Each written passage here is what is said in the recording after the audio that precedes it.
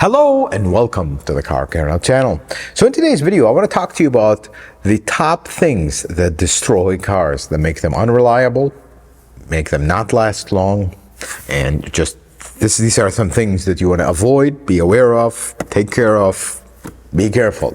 Let's get started with the first one. We'll talk about it some more. Although this one does not apply to everybody, but for the unfortunate ones, like myself, rust. So here, in case you live in an area where you don't have rust, and let's talk about that. Here's how that actually happens, because folks will have their own ideas. It's not actually snowy areas that make cars rust because there's snow on the ground and sticks to the car. No, because snow is basically water. That's all it is, and it rains in other places where there's no snow. The problem with snow is temperatures drop below freezing. You have all the snow piled up everywhere. You clean it up. You leave water. That water freezes and becomes an ice skating ring. So local governments, in order to make life move on, they will put de-icers on the street, which the number one de-icer is, and I'm no expert in this stuff, but I'll tell you this, salt. That's the number one de-icer on the street, and you're using a lot of newer stuff that are really bad. So what happens is you drive over this. So when you put salt on a frozen ground, which is water, that salt starts melting the ice, and the ice gets loaded with this salt, and it's basically water that has salt in it. You drive your cars through that, it is literally gonna pressure wash the entire car top to bottom with water and salt. Water and salt, you're welcome to do an experiment. Put a little piece of metal in a water and salt, give it some time, it'll oxidize. Rust is oxidation, and it will literally eat the car from the inside out. So our shop happens to be around the Chicago area, suburb to Chicago, Homer Glen. Our area, of course, is a rust belt or salt belt or whatever you want to call it. So a large number of repairs in our shop are rust related, and a large number of cars get rejected from service because they're unsafe to be lifted, and in my opinion, they are unsafe to be on the road. That's how bad it gets, folks. Here's the thing, what you can do about rust. It's inevitable. Now, let me just say that one more time. It is inevitable that it's going to happen unless you simply don't drive your car from November to April, for example, in Chicagoland, sometimes even more. But here are some things that you can do to limit the effect of rust so your car would last the longest. Number one thing is undercoating the car. Now, undercoating the car with modern cars is getting less and less absolutely required, except trucks, at least in Toyota land.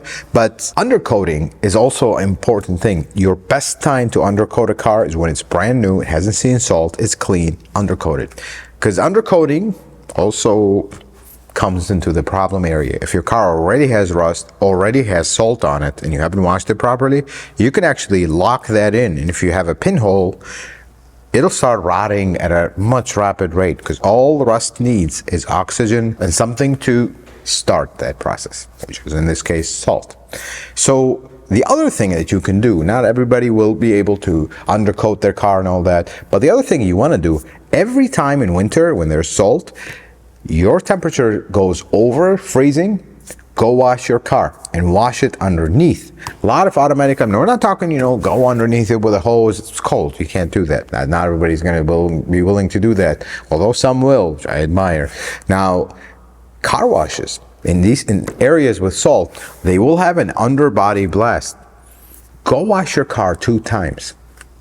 Make sure the temperature is above freezing. The reason I say that is if you wash your car when it's freezing, the car washes will be open, and you park it outside, all that water there will always be water remaining from a car wash, it'll all freeze, and all of a sudden your door don't want to open, your window seals are destroyed, trunk doesn't want to open, things are all frozen and rattling and making all kinds of issues. Don't do that. Do it when it's sunny and just above freezing.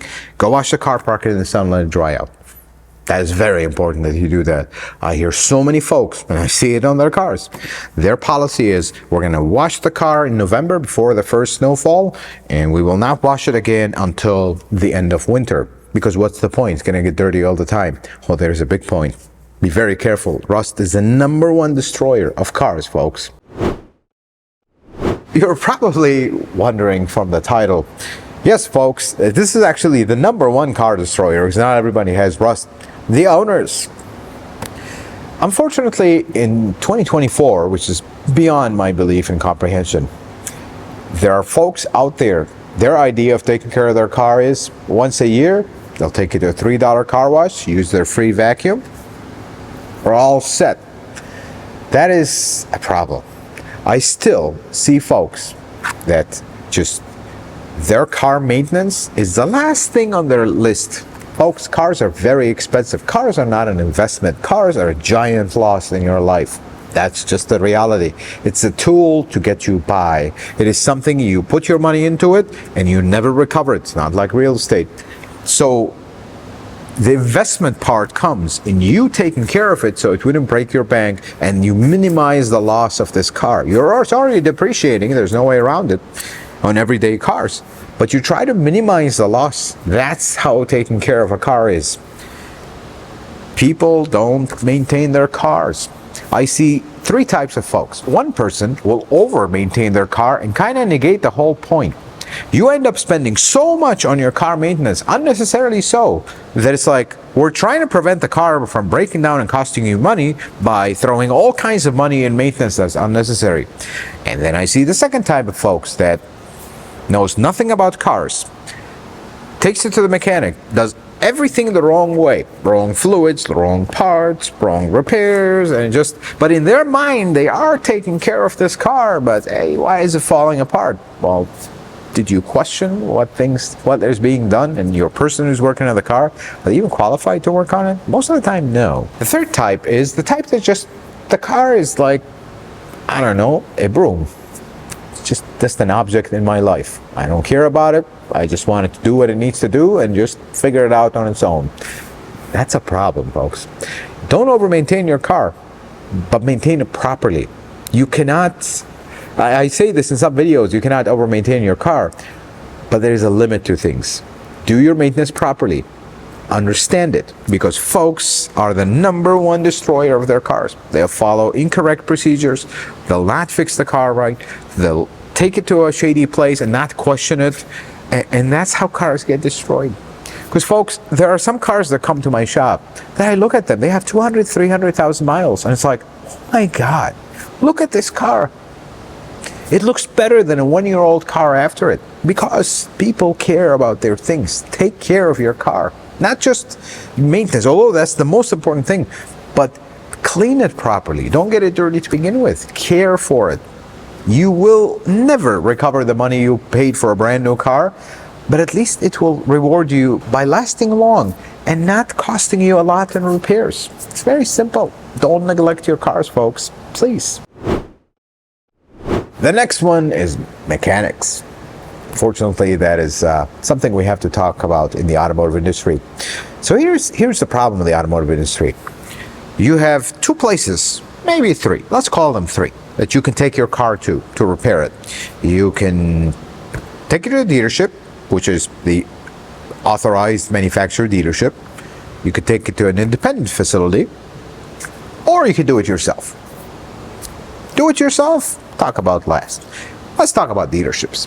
Dealerships are the official service center of this brand. They should know everything there is about this brand. They don't work on anything else. That's all they work on. They have the official tool, training, they have the backing of the manufacturer and everything. But here's the problem. Dealerships are businesses, and not all of them are actually good businesses. So they will recommend maintenance, some of them, not all of them, the truth have to be said, based on what pays them the best, not based on what your car actually needs. And then some of them will get tangled into the whole maintenance thing, lifetime fluid this, lifetime fluid that. That's when the problems start.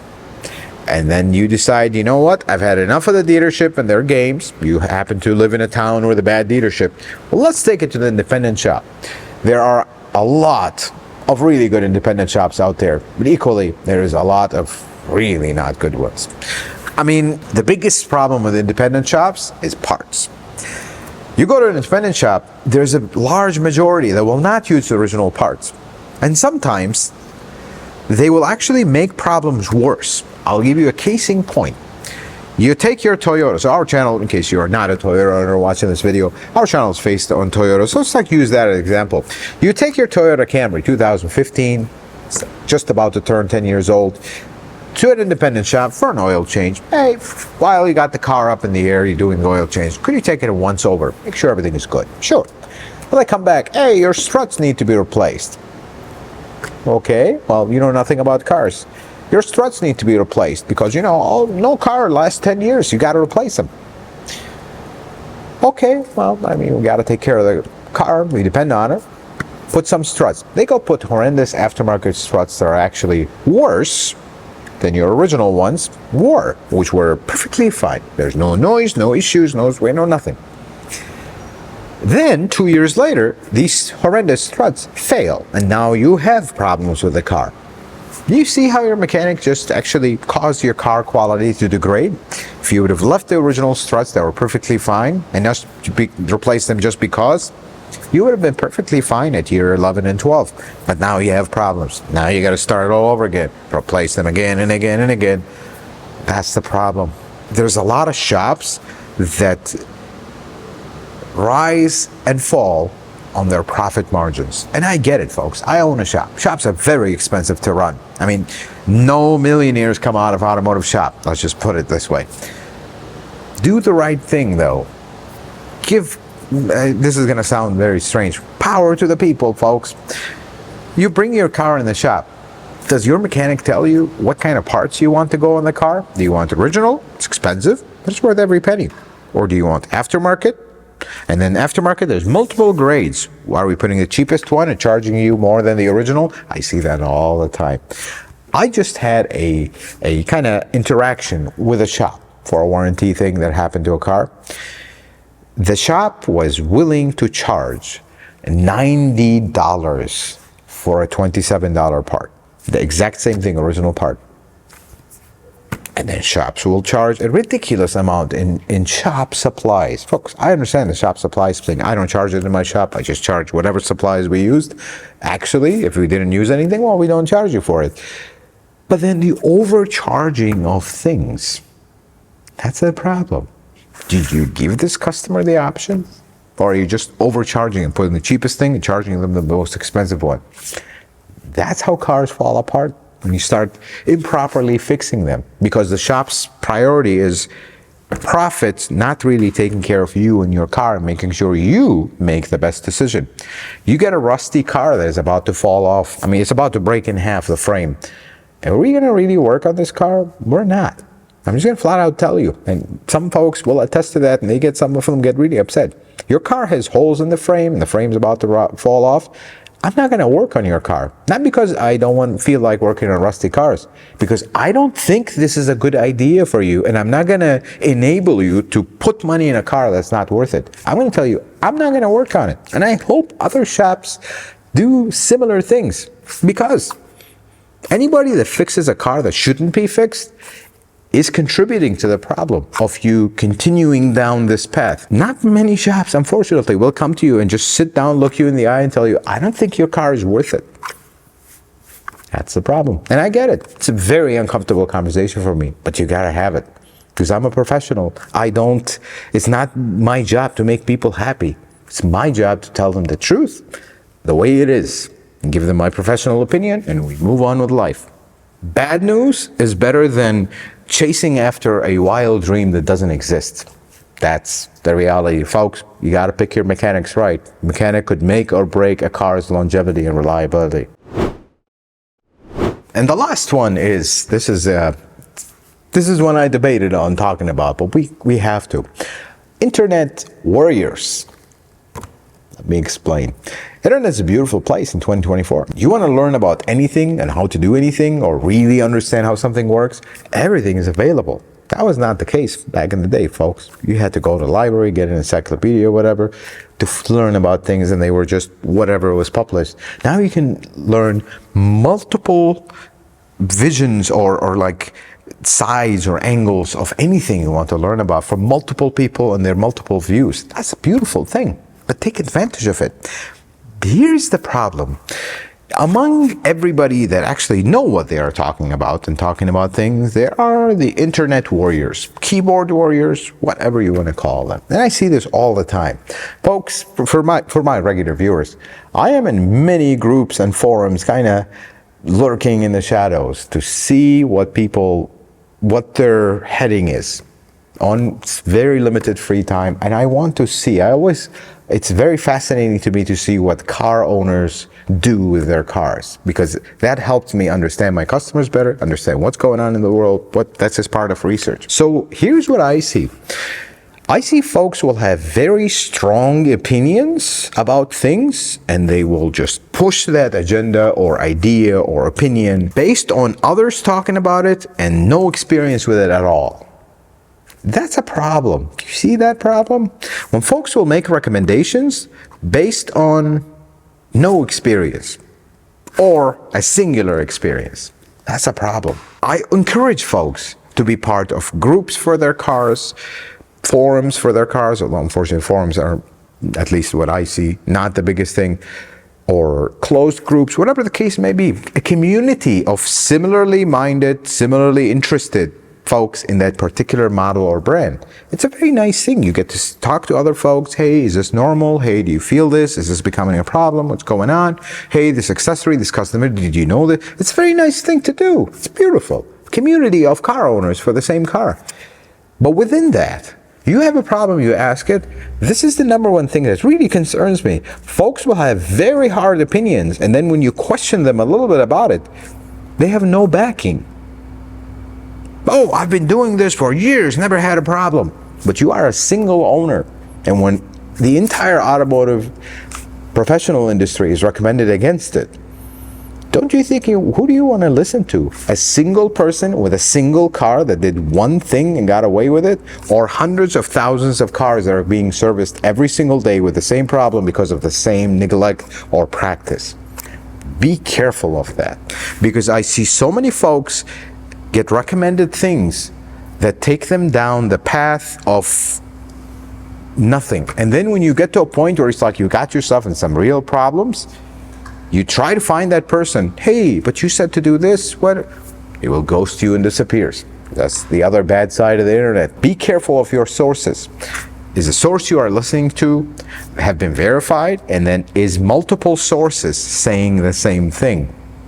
That's very important. This is why I want you to be careful of internet warriors, because they will be very active, because their point is not to help you. Their point is to prove that they know what they're talking about and that they're right. We're not trying to say who's right and who's wrong. We're sharing our opinion. I hope that it's based on experience for you to get a better result. So be careful of following random advice on the internet. Verify it first. Get multiple opinions before you actually act on it. Folks, the takeaway from this video is take care of your cars.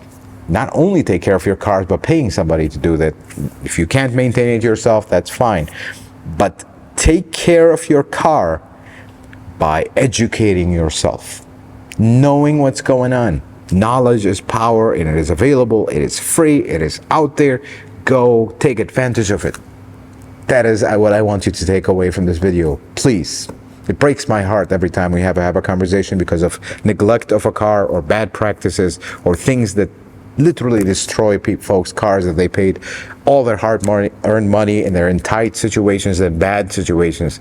Folks, I hope this video was helpful and informative. I hope you learned something new. If you like it, consider giving it a thumbs up. If you're not a subscriber, consider subscribing to the channel. Check out some other videos. Until the next video, folks, may the Lord bless you and keep you, and you have yourself a wonderful day.